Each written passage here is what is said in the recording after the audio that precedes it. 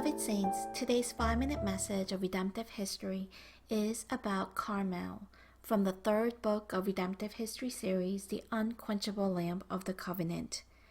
David entered Carmel, the 13th place of refuge in Maon from the wilderness of Paran.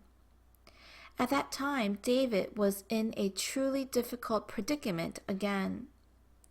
Not only was the king of the nation pursuing him with his army by day and night, so that he had to flee to the wilderness, but the multitude who followed him had grown to 600 people, so he had to bear the burden of feeding them as well.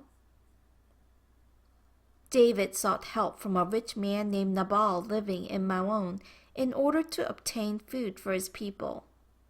He sent 10 young men to Nabal as he was shearing his sheep in Carmel, which was about 1.2 miles from Maon. Nabal was very rich and had 3,000 sheep and 1,000 goats. However, David's young men returned with nothing but insults from Nabal.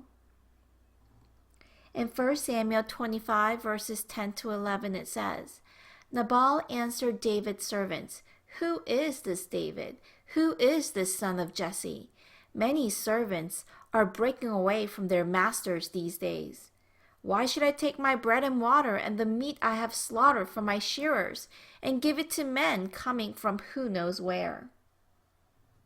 Here, Nabal treated David like an evil servant who had fled from his master Saul.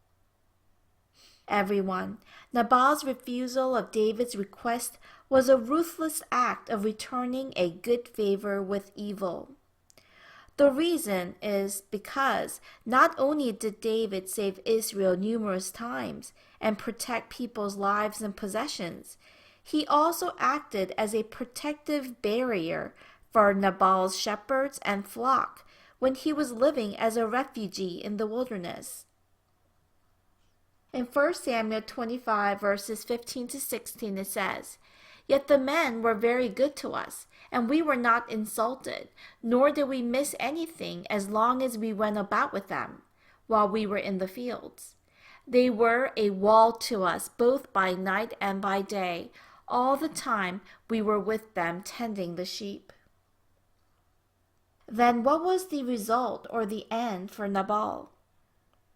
David was infuriated by Nabal, and he took 400 soldiers and advanced toward Carmel while Nabal was shearing his sheep, intending to kill him. However, Abigail, the wife of Nabal, spoke gentle and wise words, which appeased David's anger and prevented him from taking revenge on his enemy by shedding blood with his own hands.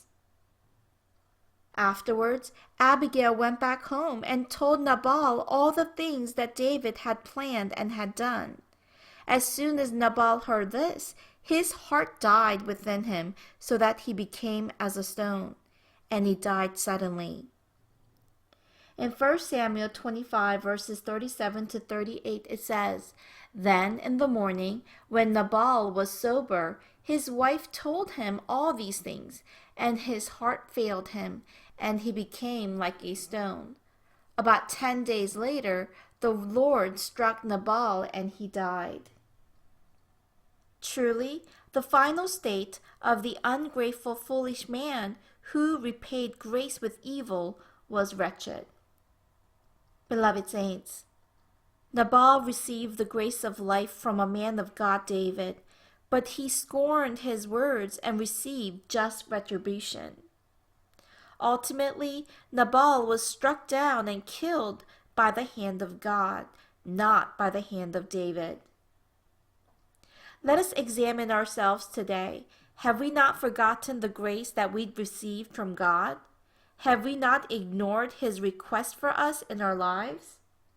Every day, let us not forget God's grace and live a life of faith that repay Him.